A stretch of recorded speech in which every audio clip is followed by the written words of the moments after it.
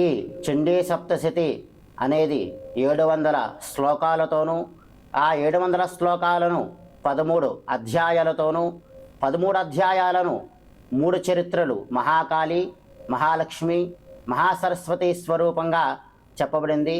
ఈ చండీ సప్తశతిలో అమ్మవారు అనేక మంది రాక్షసులను సంహారం చేసి దేవతలను రక్షించిన సందర్భాన్ని మన ఈ కథల రూపంలో వివరిస్తూ ఉంటారు.